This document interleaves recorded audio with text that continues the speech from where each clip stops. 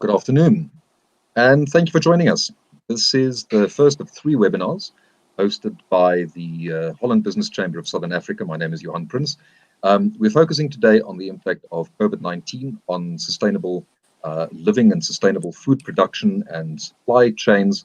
I'm joined by 2 eminent guests, both with broad expertise in the industry. Matome Damagopa, the General Manager at Enza Zaden, South Africa. Matome, good afternoon. Thank you for joining us.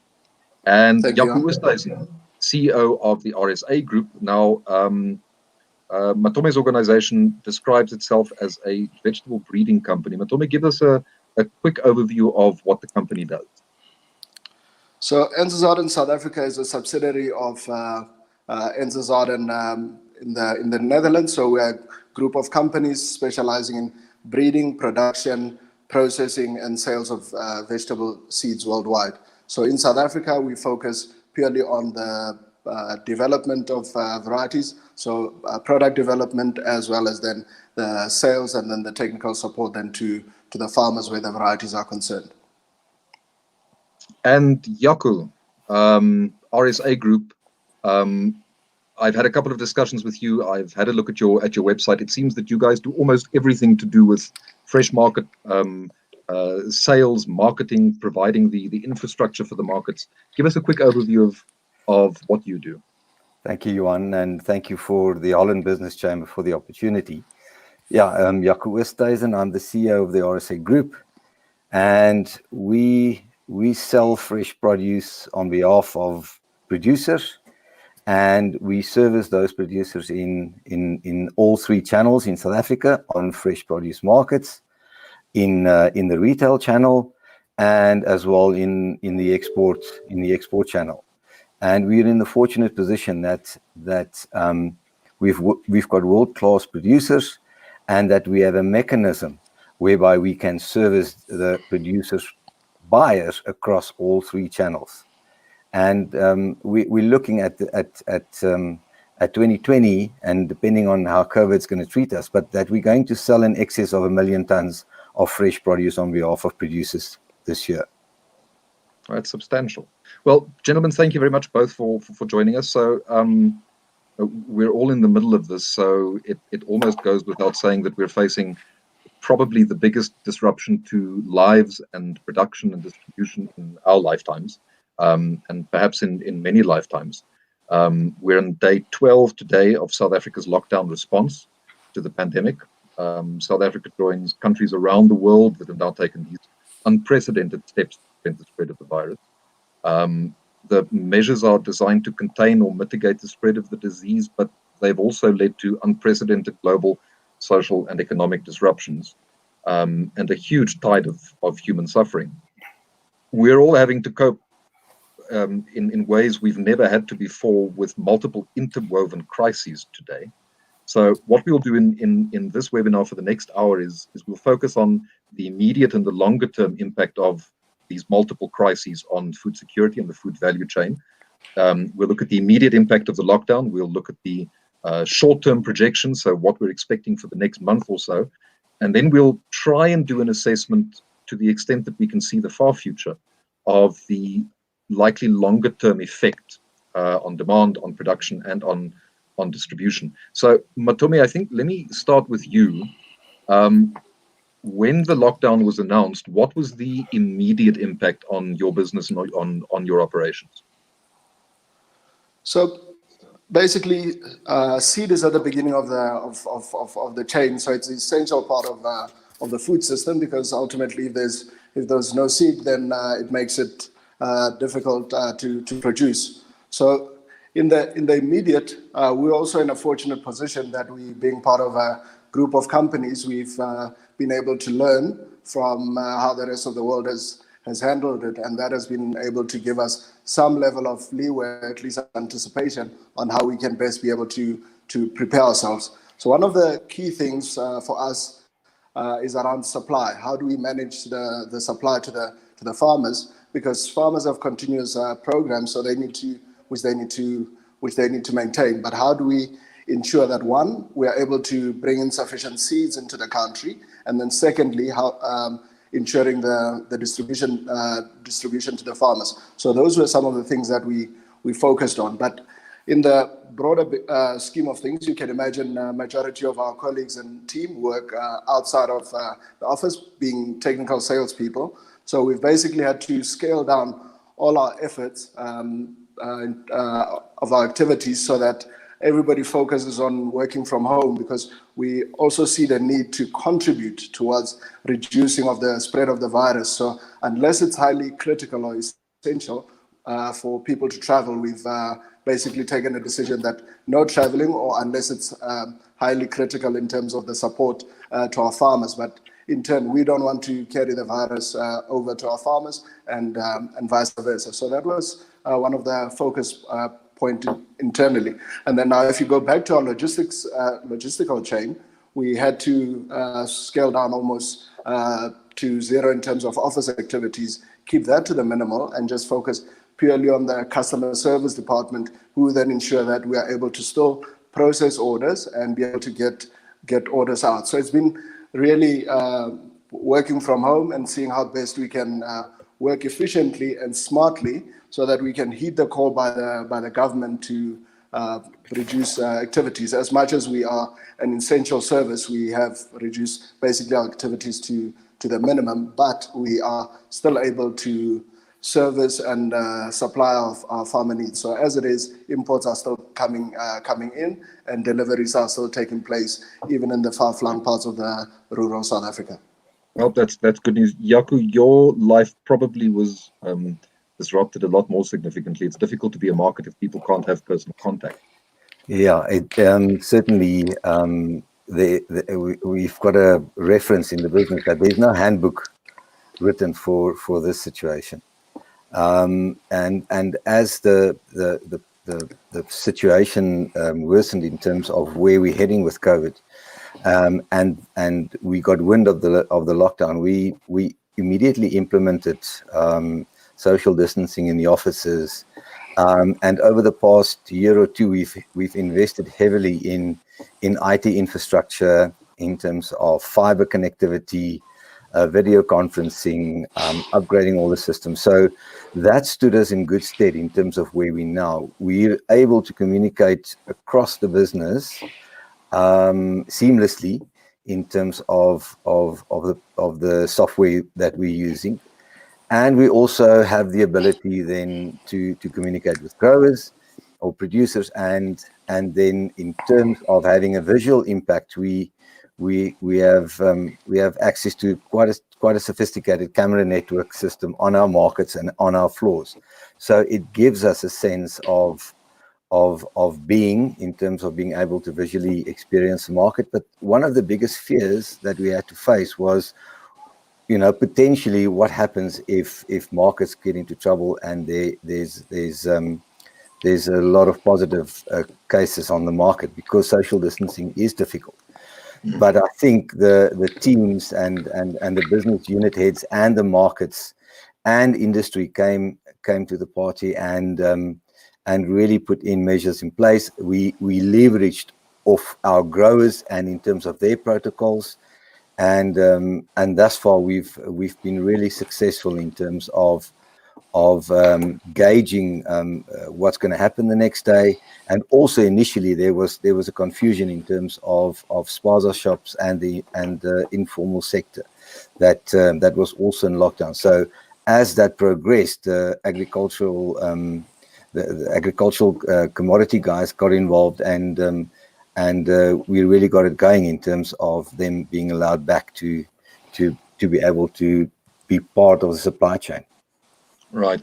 So at the moment, I went out for the first time during the lockdown yesterday to go do some essential shopping, and the shop was full of food, which I think is one of the things that has surprised a lot of people so far. Is the supply chain has not seemed to buckle at all yet. Does that surprise you, Jaco? No, not really. We have phenomenal producers, world class in every sense of the word, that needs to deal with international standards. And locally, we've got a well-established retail chain, and our fresh produce markets still serve as the premier or principal price reference point where prices of product is determined. And it's a system that over decades have served the South African producer well and is very well established. So in terms of that, no, not a surprise to me. What did have an effect was when suddenly there were restrictions in terms of travel, etc., that could have an impact on logistics and getting product to market and getting product back on farm level or picked. But I think that was handled very efficiently by the sector. All right, so we're in day 12 at the moment. Are we, if the lockdown should be extended for another week or another 2 weeks, and I don't think any of us have a sense of whether that might happen, but let's say it does happen, are you fairly confident that supply will be maintained, at least in the medium term? Yes, I'm confident, and I believe that we will even get better at managing the supply chain under these conditions, in terms of keeping sanitation protocols high, making sure that we keep social distancing at bay at the markets in terms of logistics, and the producers are doing more than their bit on farms in terms of keeping the farms segregated from each other and making sure that we adhere to all protocols. So I'm quite confident that there will not be an issue in terms of supply. The only thing that could tickle us a little bit, if there's certainly some adverse weather conditions, etc., that can play a role, but our producers are widespread, so I don't see an issue in terms of fresh produce supply per se. So that's the sort of thing that we would be coping with in any case. Yeah. If it weren't for COVID. Yeah. Matomi, you have a fairly broad view of the entire supply chain nationally. What are the key bottlenecks that we should be worried about in terms of food supply and food security in the country over the next, let's say, 3 months? What are the things that we should be monitoring that if something goes wrong, we should start worrying? I think one of the key aspects at this time is around the program. As long as there's no interruption in terms of supply and in terms of labor, and farmers are still able to go about their activities, then that the impact should be very minimal. Because if you think of it, product that we are seeing today on the shelf was probably was either planted or was part of last year, sometime late last year, could have been 3-4 months earlier. So what we are seeing now is already things that have been planned long in advance. So farming in itself and production of fresh produce is a long-term planning and a long-term game. So if anything, probably would be concerned about the second half of the year, if there would be any impact. Yeah. But as things stand, looking at the way supply is going, and the way that farmers are still able to sow and stick with their planting programs, then again, I don't see much area for concern in that regard. I think we should still be able to maintain. If anything, what you may see is some of the bulkier type of fresh produce, and if anything, some of the produce that has a shorter shelf life, you may see a slight reduction, if anything. But I think in general, there shouldn't really be a concern at this stage. If anything, if there is any issues around labor, I think that would be one of the things that would be discouraging, because if you can't pack, if you can't harvest, pack or process and ship, then that would be the challenge that we could face. So in the short term, gentlemen, has there been a reduction in export numbers? So are we seeing an increase in local supply because we're not able to export as much as we would normally do, or is export and goods still ticking along nicely? I'm going to start with Jaco, I think. Yeah, I think if we look at the overseas markets, obviously there's challenges in terms of lockdown protocols, etc. it seems like everybody, and there's an uptick in demand because everybody is sort of looking and returning to fresh.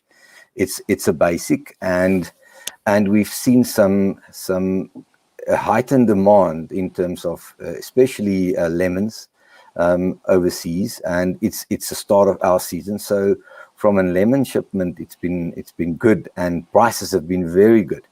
So there is, in general, potentially a heightened demand for fresh produce across all channels. And are you able to deliver with air links generally cut? You're distributing it at the moment, I'm assuming primarily by sea. Yeah, I think that's very interesting for some of the guys, whereby we would use commercial airlines to ship a pallet or two of high value product like South African kiwis. That's suddenly, not possible anymore. So you've got to go to the more traditional route and get it on a ship and get it to your customer. I think there's been challenges, but again, government has stepped in and is working hard with industry to try and streamline it, where we've got to have staff on board to be able to handle the volumes. We can't fall behind. And I do believe that ports and government and the industry organizations are working very hard to be able to keep the logistical supply chain open. So yes, I think we've been able to ship, we've been able to produce. There's a very good crop. The producers are working extremely hard. Their labor is working extremely hard, and it's trying times. But I don't see bar any that we can't maintain our ability to be able to supply the international markets properly. And in a situation where currency is weakening, we want the foreign currency. It's going to be important for society generally to be able to export as much as possible. Yeah, it's going to be, and we've got world-class product. So yes, there will be a push to export, and potentially the demand will still be heightened in terms of fresh produce. But Tommy, I want to turn to you just for a second. The thing about a crisis is we don't know quite what we're talking about right now, and in a month's time, and in 6 months' time. But farmers, producers must be looking at the market and asking themselves, will demand be substantially different for specific products in a year's time or in 18 months' time? And should I be making adjustments to those ongoing planting and production programs now? Are you getting any sense that producers are looking at changing their traditional strategies, or is it too early? I think it's too early, but what we have the advantage is to look at the rest of the world or other parts of the world which are ahead of us in terms of this crisis. So what is interesting, earlier today I had discussions with colleagues in Asia, and they're already in countries like China. You're starting to see activities in similar type of activities like we are doing. You're starting to see slow and gradual startup of business and interaction with customers. So things are picking up on that front, and we see similar things in Korea. So there's definitely a startup again, even in those areas which were severely hit. So I think if anything for our customers or for our farmers locally, the thing is to look at what is happening in other markets which are further impacted by the virus. And if that's anything to go about, then I think sooner rather than later activities kickstart again. And so we shouldn't, if anything, we should see a delay, but we shouldn't see a complete impact in that regard, considering what we are seeing in other parts of the world. Now, just to take a broader view, COVID is one crisis that we're going through now, but the agriculture sector, the food production sector in South Africa has faced a number of interrelated crises over the last few years. There's been currency volatility, there's been insecurity in terms of property rights and the impact that has on investment. There's been drought in several areas in the country. Have these multiple crises made us more resilient, or are they driving us to a point where the system can't cope, or is it a sort of a muddied picture in the middle? Jaco, I'm going to start with you with the difficult question. Thanks, Sean.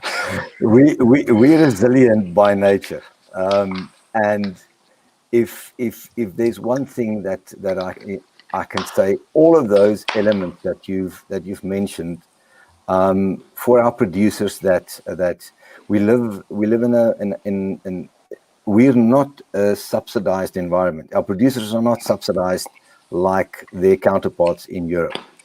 And that's made them extremely resilient, and they compete in the international market, which has its relevant advantages for the product that we have locally to sell and to consume. So we genuinely have world-class products. So all of those elements just made us more resilient. It made us smarter. From a South African perspective, in terms of world trade, we're ideally situated from a logistical supply line perspective. We're sort of in the middle between the East, which is a growing and a massive market, and we've got a relatively short route to market to Europe, and then to North America. We also ideally situated. So from that perspective, I think we can see in terms of our producers and the plantings and the quality of product that they've managed all of these challenges that come at them. And I think the latest one in terms of COVID-19, again, they've stepped up, and you know what they've done in a short space of time in getting product back, in getting their staff safe, in getting everybody and all the protocols up and running. It's just amazing, and we fed off that from the perspective down the market and in the sales side. And our markets are robust. They are able to cope with these changes in demand and changes in supply, and we're very unique to some extent that from a fresh produce market perspective, it's a commission system, and we still prices are discovered every single day on the market, and it remains the premier price reference point for fresh produce in the country. Well, I suppose that's the point of having a market is you distribute responsibility, you enable price discovery, and the thing should be more flexible than a command system. That's Absolutely. the theory. Yeah, absolutely.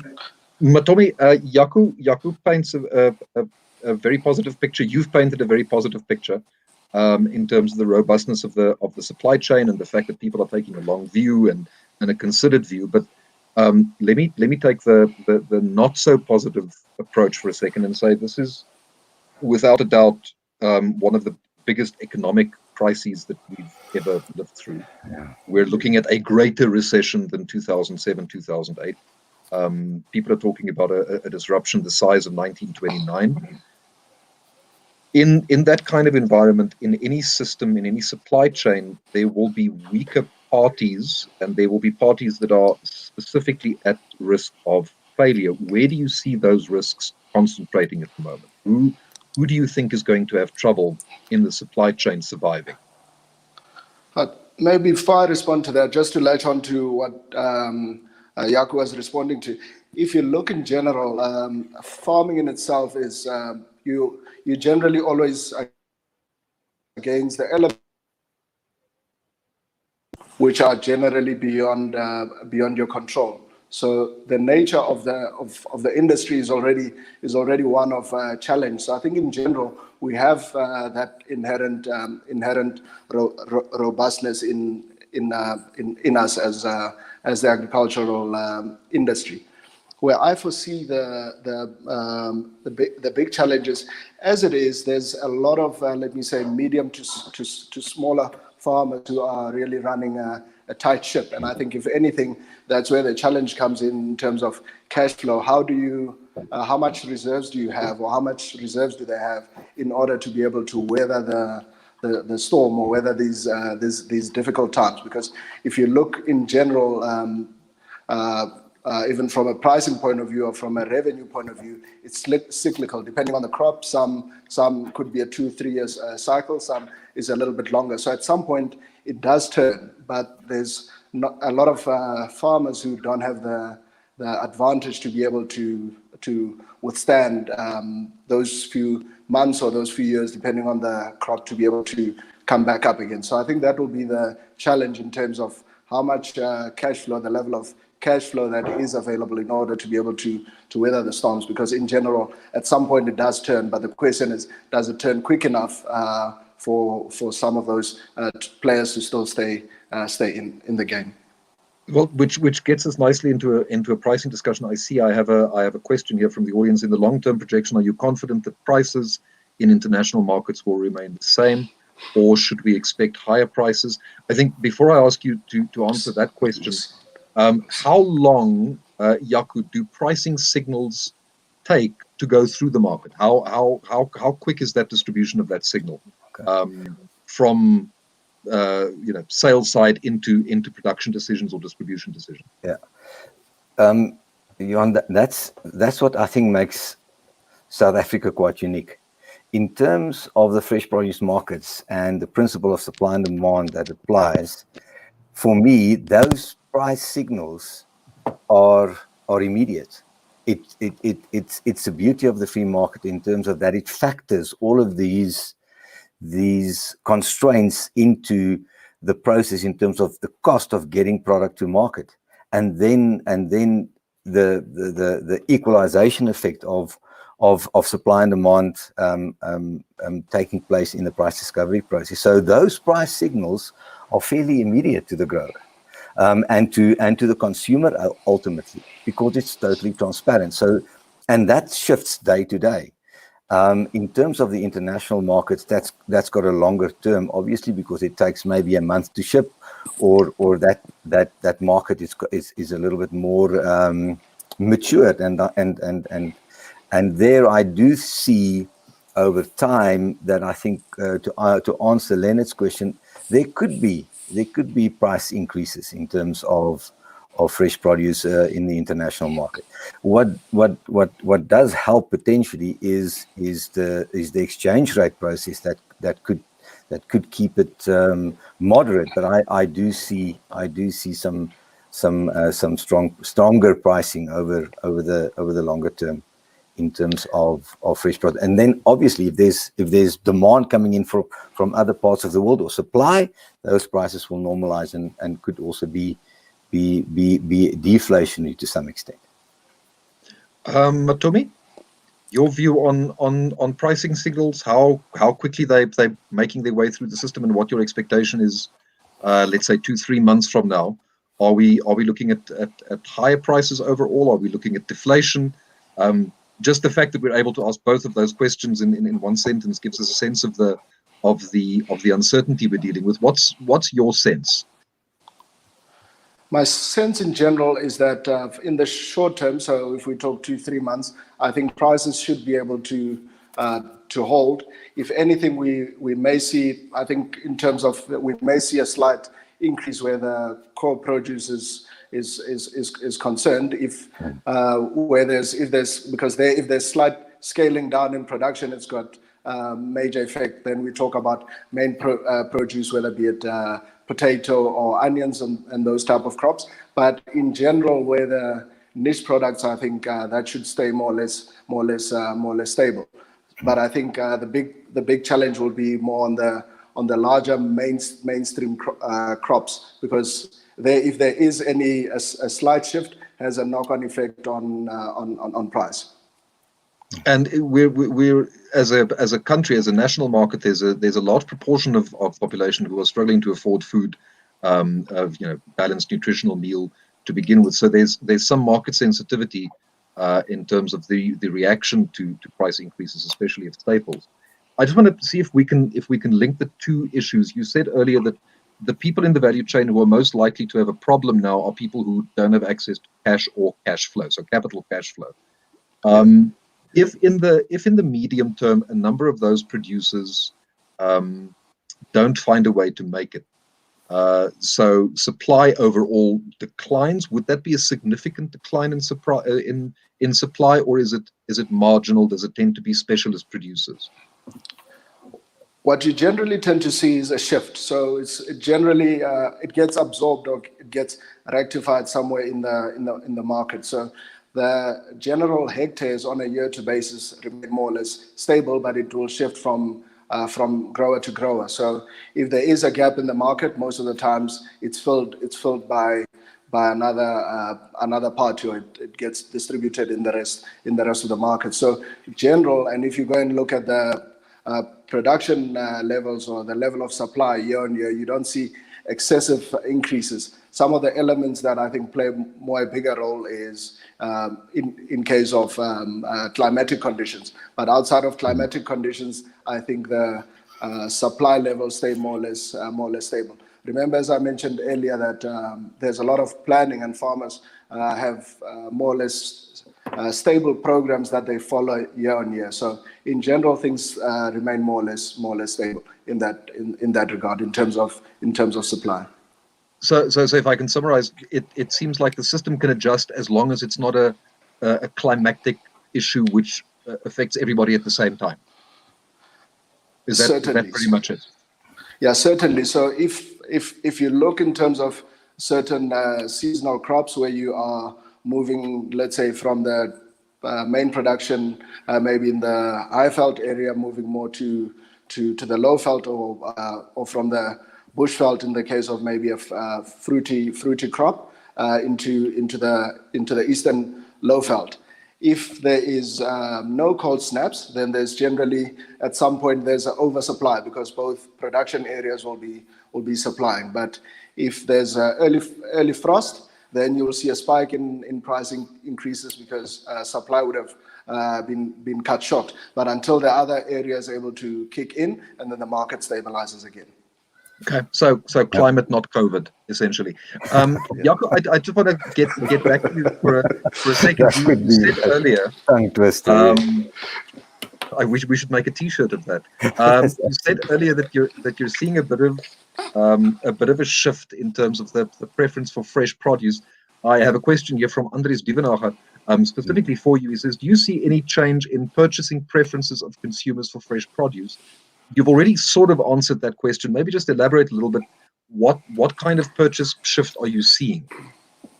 Yeah, and that's the privilege of being involved in our fresh produce markets. And certainly the shift has been to more staple products, vegetables, potatoes, onions, and to a lesser extent initially, the higher value items like apples, which is in RA season, so it's well stocked. It was initially slow, but it's now starting to come to there's a better demand for the product, because everybody is moving to the extent that we need to be more health conscious, and they're moving to basics.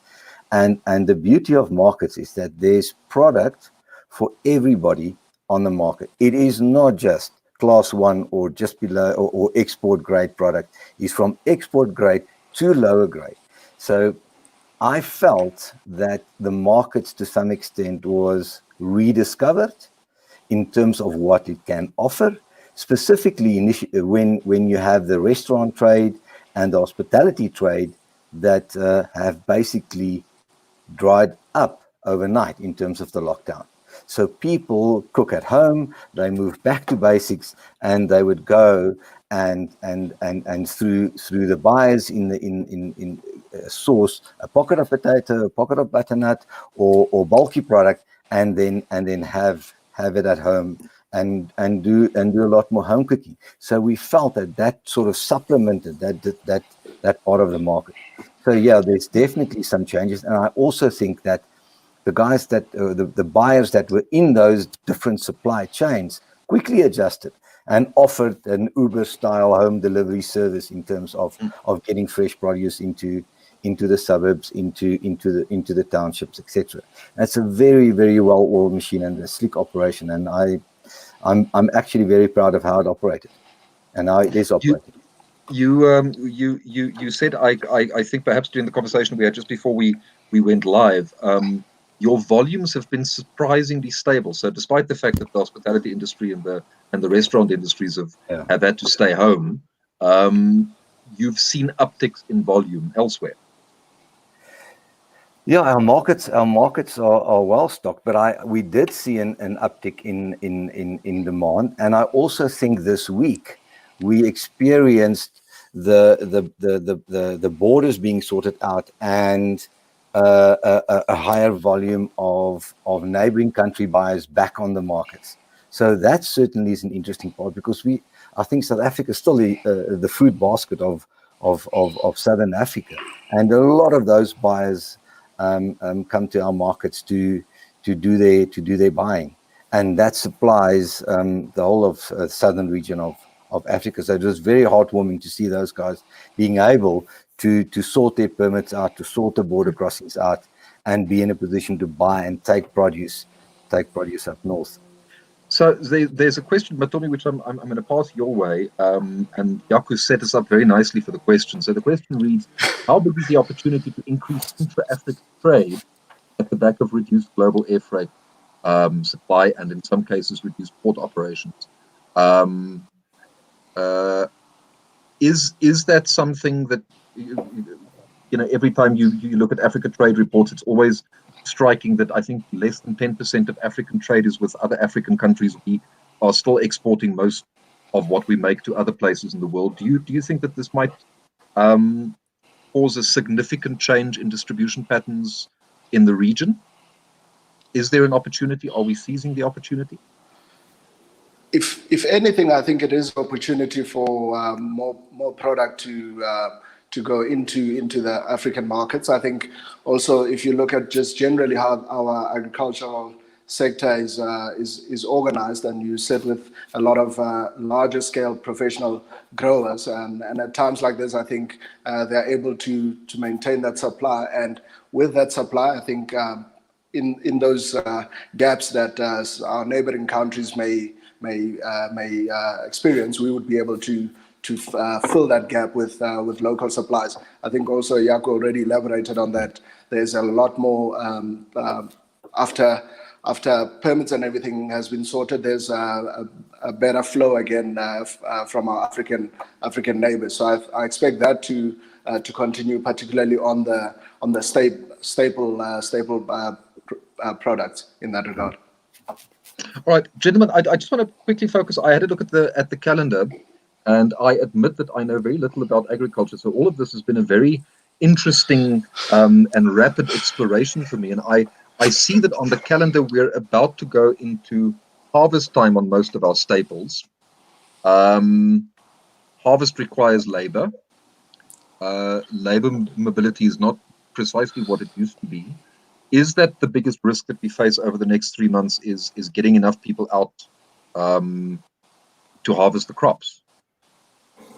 Yes and no. I think there's a lot of measures that have been taking place, and also when you consider that most farming operations are running all year round, so there's a constant staff complement which is working full time, maybe moving from one product to another, but essentially within the same business. What has also happened in recent times is there's been a bit more focus on the permanent labor, so at least then they're able to also control and manage the sanitation on the farm. So that shouldn't in that regard, because I think there is at least sufficient labor.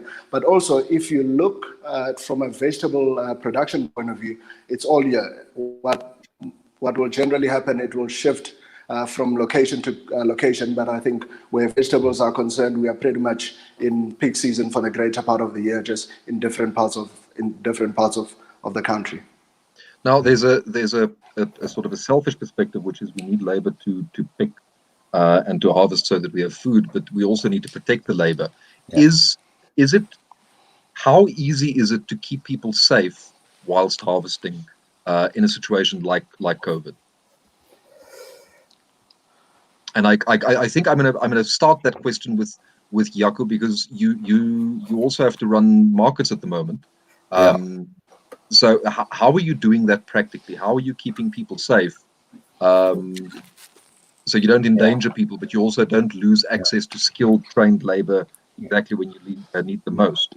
Yeah, we are in a fortunate position that our industry organization very strong, and we leveraged off those set of skills in terms of protocols, in terms of what's happening in international markets, because we got the lead from them in terms of certain of the protocols. We adjusted them, and our producers actually take the lead. They run world-class packhouses. So from a sanitation perspective, they're already up there, and we leveraged off that in terms of our local markets, and applied the 2-meter rule, and tried to get social distancing applied. We didn't always succeed, but in the end, some form of discipline kicked in, and we've got distances between our sales staff and labor, and try and maintain that. It's not always easy, but we get it right. Markets have and market management have also stepped in and heightened sanitation at entrances, and have daily cleans. And also for the Easter weekend, I know there's major sanitation exercises planned for markets. So in terms of labor, I agree. I think our producers compartmentalized their operations, and didn't allow movement from one farm to the other farm, and tried in that way to keep labor safe and healthy, because that is probably the biggest risk on a farm where you have potential in outbreak and you sit 14 days or a extended period without labor. So our producers are very much aware of it, and I think they've done if not everything, as much as they can in terms of being able to keep staff safe and healthy. Matomi, your sense, speaking to producers around the country, is this something that they're having a difficult time doing? Are farmers communicating learnings with each other so that you only have to learn a lesson once? The key word that comes to me is traceability. So Yeah. I think farmers have become, most farming operations, particularly in fresh produce, traceability is key. So this is already something that is being practiced, because at any given point when you supply a product to the market or even to the retail or whatever, you at least need to be able to trace it back in case of any risk that may, whether be it of contamination or whatever. So there is already measures in place to make sure that how the farm is managed, whether be it in terms of which employees are manning which part of the farm, whether for spraying or whatever. So I think the general structure is there.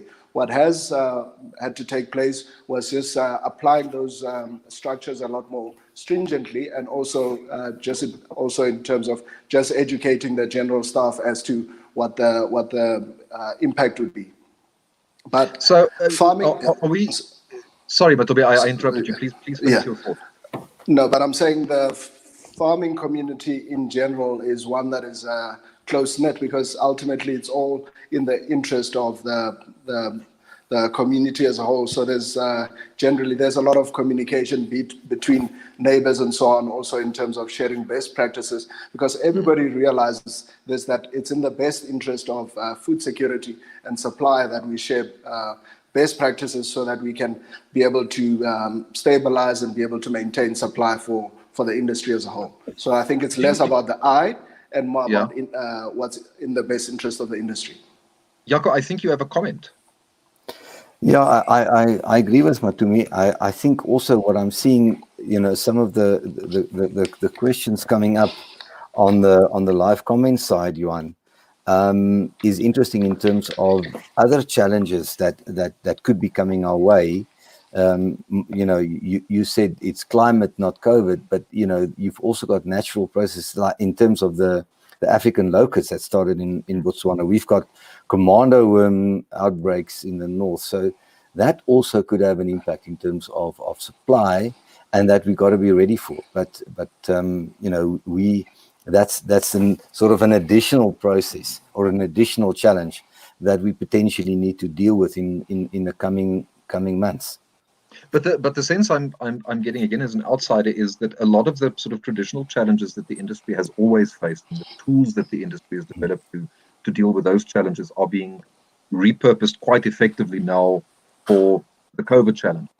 It's almost as though most of these problems you've seen in some way and you've dealt with in some way already. Yeah, Does that sound about right? I think you've hit it on. You've coined it. I think in terms of that, certainly, sometimes you might think it's superfluous to be able to do all of those stringent requirements, but in the end, it's prepared us very much for a situation like this, and we only had to step it up in terms of areas where we didn't do it. We had to get back into it and do it to a level that is world class. I just want to turn for a second again to the live comments, and this from Inej. I hope I said that correctly. And the question is: have you been asked dealing with any sanitation issues at ports for incoming or outgoing cargo? And is that included in the new regulations? I want to ask you about the new regulations in a second, but what's the situation in terms of sanitation in ports? I'm sure that it's being dealt with, because all of, in terms of that, it's an essential service, and it is a port responsibility. So from a producer responsibility, all of the hygiene requirements would have been taken care of 100%. And before any product leaves, we've got a world-class accreditation system and operation, PPECB, that inspects all product going out and certifies it. And all of the other certifications have to be in place. In terms of the physical ports, I'm not in a position to comment on that now, but I'm sure that it's taken seriously in terms of sanitation regulations. Matomi, you started off by saying one of the things that makes your life easier at the moment is that you're part of a global business, so you get to learn from what other countries are doing. How are we comparing in terms of the robustness of the system, in terms of the way price signals are being distributed? How do we compare with the Netherlands, for instance, the experience in the rest of Europe? Are we on par? Are we learning the same kinds of lessons, or are there specific differences that you're seeing? So I think the stance which the South African government has taken in general is a lot stricter and a lot more stringent in terms of just from a general country perspective. But being in the essential services sector, and also looking at what the statement issued by the International Seed Federation. So there's, in that sense, I think we are all more or less in line in terms of seeing the importance of the industry and the value that it adds in the bigger chain. So I think, in general, I think it has affected maybe to a slight extent the way we handle our day-to-day business activities, but from a total supply point of view, I think very, very limited. And as I said earlier, we are looking in some of just in some of the other markets and discussions that I've had with colleagues recently, that you see the markets have already started, or the general activities have started taking place. So that's it in that sense. I think we are more or less in line. I am every time we have these type of discussions, I'm pretty comforted in the direction which South Africa has taken, and the position where we are at the moment. So, gentlemen, let me with about 12 minutes to go of the webinar, let me summarize what I think you've said so far. It's been a huge shock to us all, but we're coping very well. There's no reason to think that whether we stay on lockdown a little bit longer or we go in cycles of lockdown, but there's no reason to think that the system will not continue to cope. We really shouldn't be concerned about a lack of supply of food in the country. There may be some price adjustments, but you're not expecting anything that's going to blow us out of the water. Does that sound about right in terms of where we are at the moment? Jaco? Yeah, Johan, that sounds about right. And just to add to that, I think if anybody wondered about the value of industry organizations, the likes of the Produce Marketing Association, Agri SA, AgBiz, Potato South Africa, the Citrus Growers Association, the Citrus Fruit Producers Organization, they've really been phenomenal in terms of facilitating discussions between business, government, and have facilitated the process to a T. There's regular command center meetings. They've communicated exemplary, and I have to say that they've played an enormous role in the fresh produce industry in facilitating our learning in terms of how to deal with this, and they've been phenomenal. Matomi, it seems I can echo Jaco from earlier. There's a lot that we can be proud of so far in terms of how the country and to some extent the world has handled this crisis. Has that surprised you? How well people have been working together so far? No, not at all, because I think we are striving for a common goal, and this is not an individual thing. It affects the whole. It affects the country as a whole, and as Jaco said, from an industry point of view, there's been a lot of coordination from Agbiz. So in general, I think we are all aligned, and we all realize that it's for the better good that we all cooperate and coordinate. I think so. But the other credit also needs to go to some of the decisions that government has taken, although some of them may be uncomfortable. But when you look in general, there's this a common theme or common drive to say, geez, we are in trouble. This is, or we could be potentially in a lot of trouble, and we need to roll up our sleeves and make sure that everybody gets down and coordinated so that we can best deal with this for the greater good of the country, and also for the more particularly for this theme, for the greater part of the agricultural industry as a whole. Now, I want to pick up on that. I want to use the last 10 minutes or so just to think about longer term impact. Take a breath from the current storm and think about whether this is going to affect the way we do business, the way we make decisions into the longer term future. And Matomi, I want to start just with that thing you said now about a greater sense of cooperation also between the industry and government. Do you think that sense of cooperation might translate beyond COVID into other issues that have been divisive in the industry? Do you think that in finding each other now, it might be easier for us to find each other in future on other issues? Yeah, this has been an opportunity to get to know each other, because I think a lot of the times there's also a lot of, shall I say, misalignment in terms of not actually having in-depth understanding of what each industry does and what the value and the contribution is. And at a time like this, I think it was an opportunity for that alignment. So I think it should continue.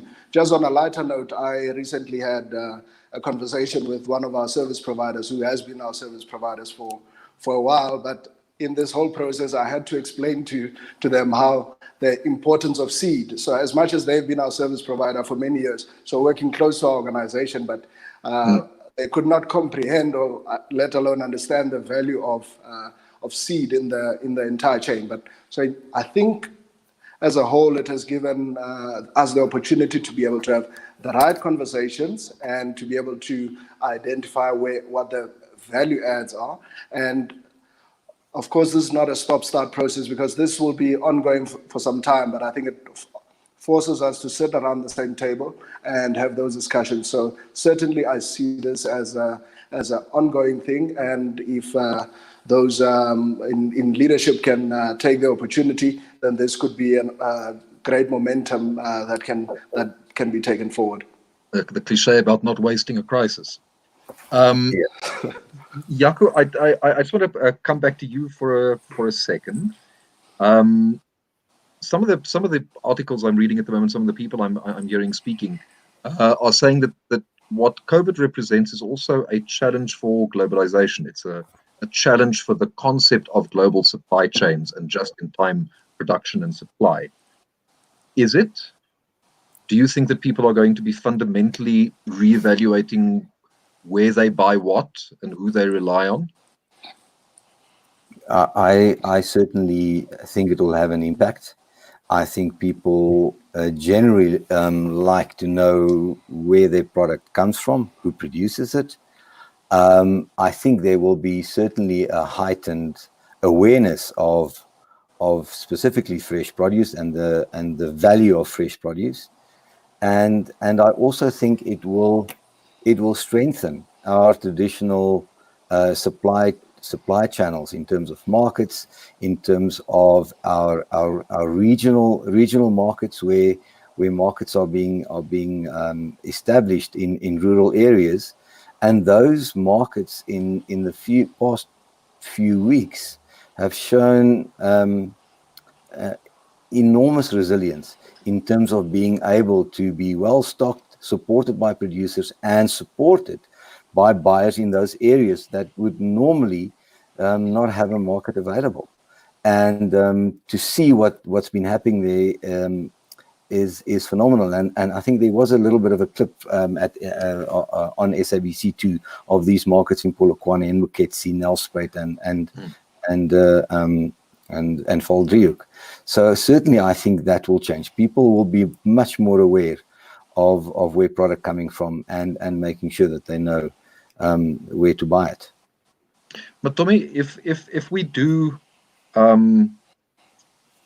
find ourselves in a couple of months, maybe even a year or two of straitened economic circumstances, that is going to have an impact on consumption choices, on demand at a consumer level, at a retailer level. Do you have any sense of what kind of changes those might be? Yeah, this is an ongoing discussion that we have, because if you look at traditional food consumption and the type of produce that has been